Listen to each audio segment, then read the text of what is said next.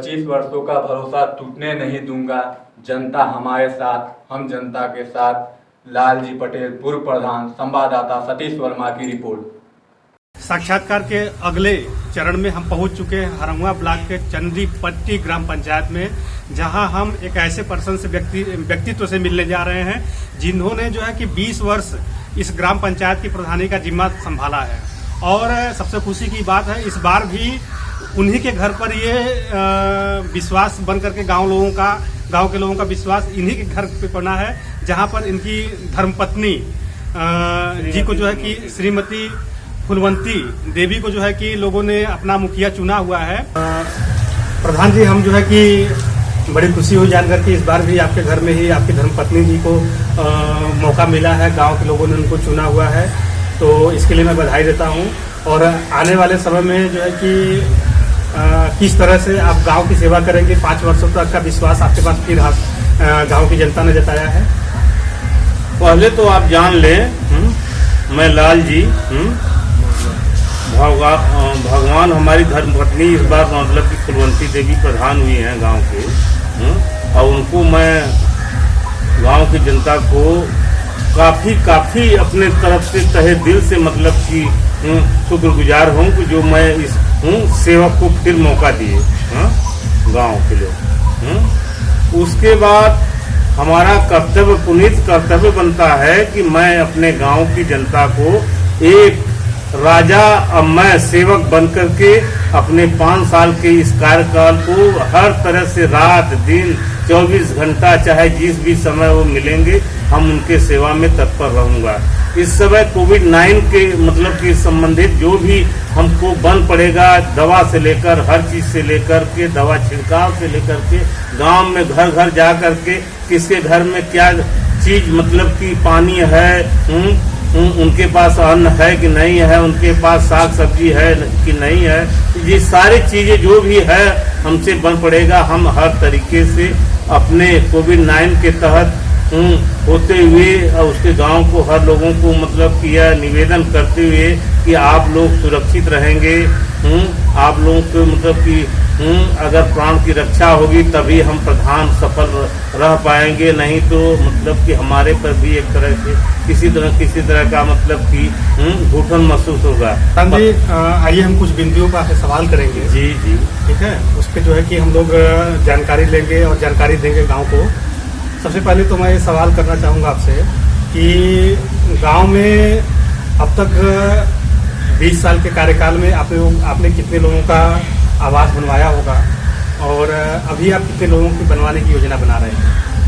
देखिए, जब भी यह कार्य संपन्न होता है उसी व्यक्ति का होता है जिसके पास मतलब कि मड़ई हो, खपरल का घर हो, हमारे उनके पास एक रहने के लिए वो कमरा न हो, जिसमें ईद की लाल ईद की कहीं छाया न हो, हम उन सारे लोगों का करीब मतलब दूसरी तरफ अग्रसर है अपने 88-89 से। आप जान ले कि 88 में मैं प्रधान चुना गया, 89-90 से योजना JRY की शुरू हुई।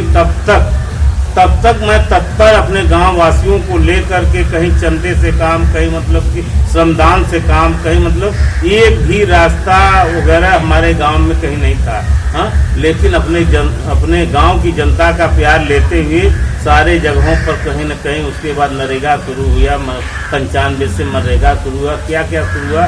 उसके बाद सारी चीज़ों को हम करते हुए अपने काम को सही मायने में मतलब कि आगे मंजिल को बढ़ाया कि गांव की जनता में मतलब कि किसी तरह का भी एक भी व्यक्ति ऐसा न छूटे जो कि मतलब कि गरीब हो, उसका आवास न बने। गांव में भ्रमण कर रहे थे तो काफ़ी जगहों पे गड्ढे हैं, रोड दुरुस्त नहीं है, कुछ जगह पिच रोड बन चुके हैं, और कुछ जगहों पर जो है कि अभी कच्चे भी रास्ते हैं।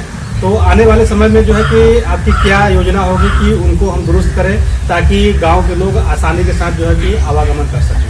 जी, इसके लिए हम आपको बहुत धन्यवाद देते हैं कि जो भी गड्ढा, जो भी रास्ता, जो भी चीज़ होगा, हम पूरी अपने तरफ से पूरा प्रयास करूंगा कि जल्द से जल्द उस गड्ढे को मैं भर दूं और उस रास्ते को दुरुस्त कर दूं। जो ही सरकार का मतलब कोई गाइडलाइन आती है हम उस तरह से उनके गाइडलाइन को देखते हुए हम अपने कार्य को संपन्न करूं।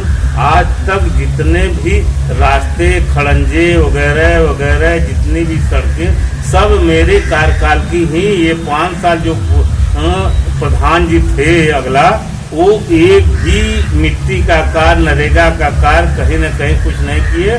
हमारे बनाए हुए रास्ते पर उसी को किसी तरह से मतलब कि चिल करके, हटा करके, और उस खड़ंजे को अच्छा खड़ंजा लगा हुआ, उसके बाद मतलब कि उसको उलट फेर किए। हाँ, यह तो मतलब कि उनका बात है, उस पर हम नहीं जाना चाहते हैं।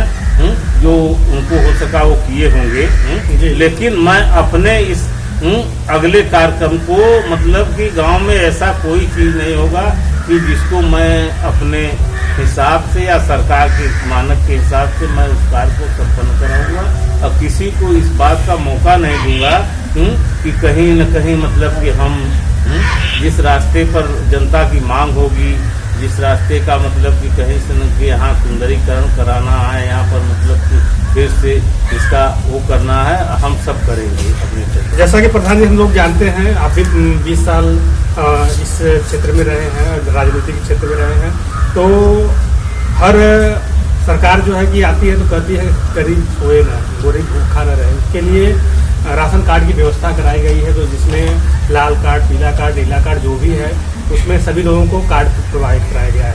लेकिन ज़्यादातर हमने गांव में देखा है कि अपात्र लोगों को जो है कि ये सुविधाएं मिल जाती है, लेकिन जो वास्तव में पात्र लोग होते हैं उनको ये सुविधाएं नहीं मिल पाती हैं। तो क्या ऐसे लोग भी आपके गांव में हैं जिनको आज तक ऐसी सुविधा नहीं मिल पाई है कि वो राशन नहीं मिल पा रहा है? देखिए, आपके इस सवाल को मैं मतलब कि काफ़ी ले रहा हूँ। आपके सवाल का मैं जवाब दे रहा हूँ कि सन 95 में जब कार्ड का ऐसी प्रक्रिया शुरू हुई, कि क्या करना है हमको, उसी समय मैं जब कोई घर ऐसा नहीं बचा जो भी मतलब कि गरीब तबके के लिए जो पात्र व्यक्ति थे हमारे गांव में, ऐसा कोई व्यक्ति नहीं बचा कि जिसका मैं उससे अलग कर दिया हूँ। सारे लोग करीब करीब उसमें आ गए थे। अब लेकिन आज तक 2014 में भी अगर इस जांच प्रक्रिया को फिर लागू किया गया कि किसका मतलब चाहे अखिलेश जी हो चाहे जो भी हो, उसको भी हम अपने तरीके से, प्रधान न रह करके भी उसको मैं अपने तरीके से देखा कि कोई ऐसा गरीब न छूट जाए कि जो मतलब कि हमारे गांव में मतलब इस चीज का चर्चा का विषय बना कि नहीं आज वो गरीब का कार्ड नहीं है। जैसा कि भारत स्वच्छता अभियान के तहत प्रधानमंत्री जी द्वारा जो है कहा गया कि हर घर में शौच की व्यवस्था हो, शौचालय की व्यवस्था हो, और उसके लिए सभी लोगों को कुछ न कुछ अनुदान भी मिला। लोग अपने घरों में शौचालय बनाए ताकि बाहर जो है कि किसी प्रकार की गंदगी न फैले। तो ऐसे में क्या आपका ग्राम पंचायत जो है कि पूर्ण रूप से शौचालय से लैस हो चुका है कि आज भी कई घर ऐसे हैं जिसमें शौचालय नहीं बने हैं? अगर नहीं बने हैं तो उसके लिए आपकी क्या सोच है? ये जान ले, जिस तरह से प्रधानमंत्री मोदी जी का अभियान था कि हर भारत के हर घर में शौचालय हो, हमारा गांव स्वच्छ हो, हमारा देश स्वच्छ हो, पूरा हिंदुस्तान स्वच्छता की तरफ चले। हम किस तरह के शौचालय में जिस तरह से नाम दिया गया, बीच में हम लोग माननीय अखिलेश जी के ज़माने में भी लखनऊ गए थे, वहाँ स्थिति यह है कि उसका असली नाम इज्जत घर दे दिया गया। जब इज्जत घर दे दिया गया तो हमारा गांव तो ODF हो चुका है, ग्राम पंचायत चंदी पट्टी ODF की तरफ चल रहा है। उसके बाद भी आज वही बात फिर आपसे दोहराना चाहते हैं कि अगर पिता से पुत्र अलग होता है तो अभी अलग से अपने शौचालय का मांग करने लगता है।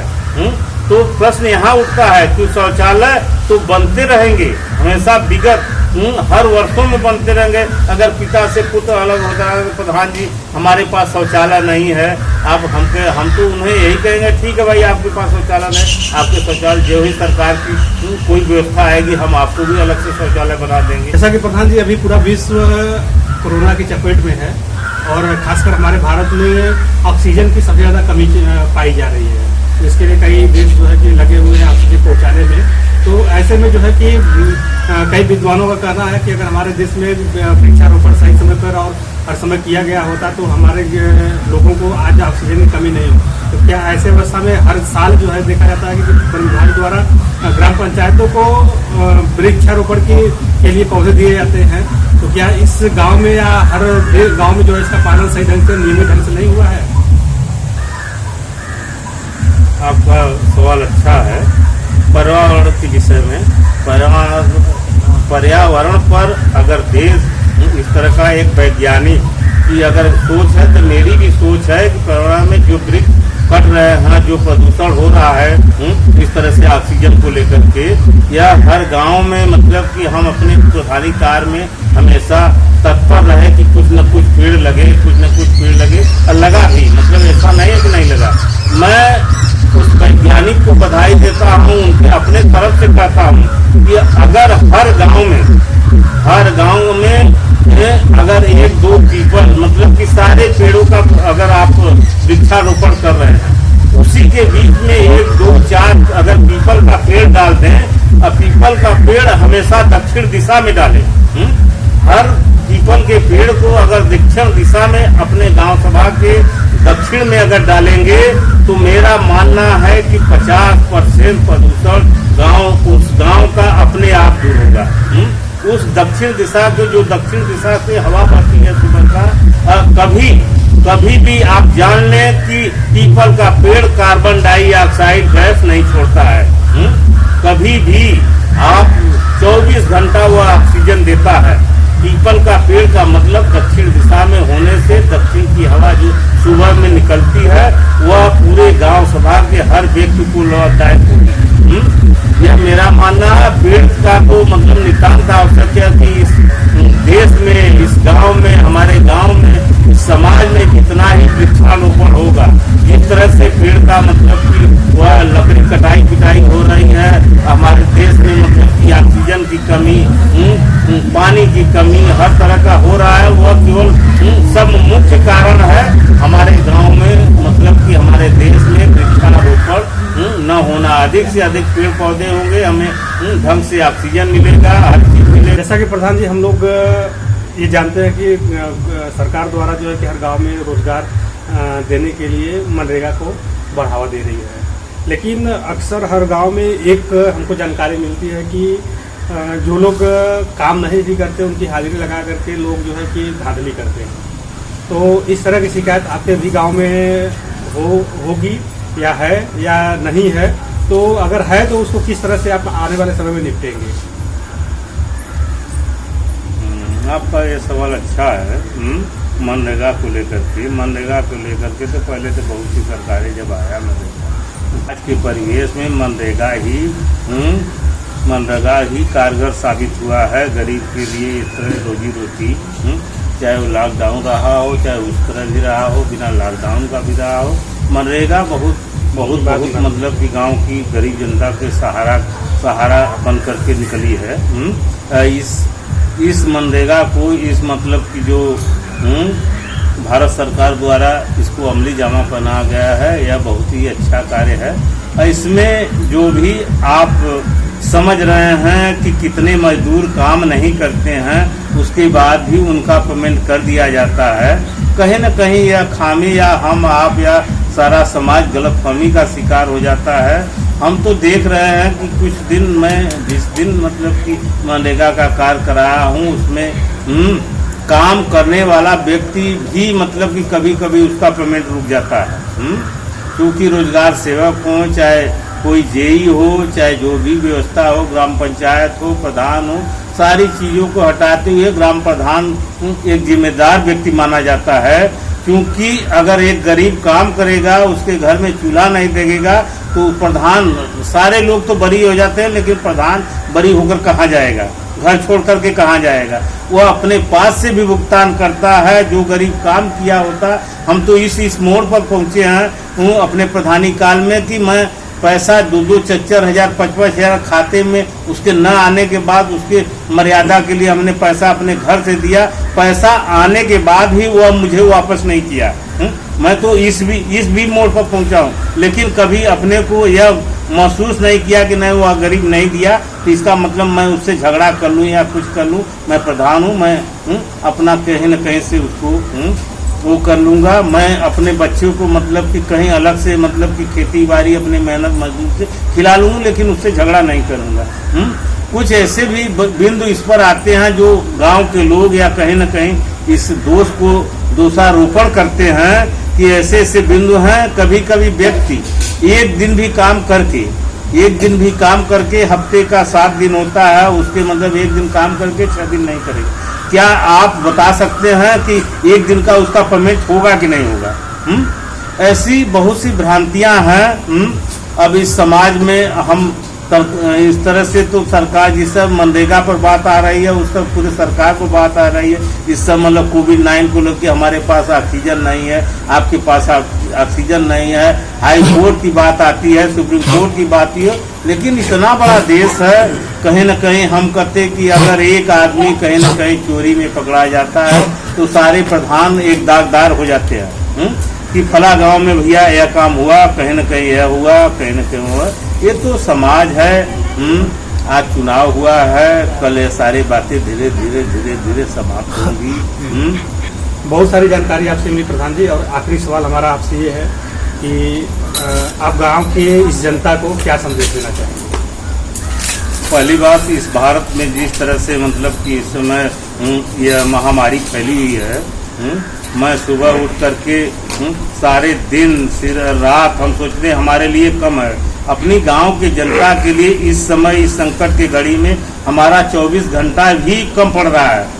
मैं अपने गांव की जनता से पहला काम की मतलब अपनी जीत का वह देते हुए खुशी का इजहार करते हुए पूरे गांव को मतलब कि मैं धन्यवाद दे रहा हूं। और उसके बाद हम पूरे गांव में घूम करके कोविड-19 का मास्क की व्यवस्था, सैनिटाइजर की व्यवस्था, दवा की व्यवस्था, हर तरह से मतलब कि हम गांव को यह कर रहे हैं कि किसी भी तरीके से आप लोग थोड़ा सा अपने घर में रह करके कोविड-19 का काफ़ी ख्याल करते हुए, उसका सम्मान करते हुए, देश का सम्मान करते हुए अपने जान की रक्षा के लिए अगर आप अपनी जान की रक्षा कर पाएंगे तो आपके द्वारा दूसरे का भी रक्षा होगा, मेरा भी रक्षा होगा, मेरा भी समाज ऊपर जाएगा, मेरा गांव ऊपर जाएगा।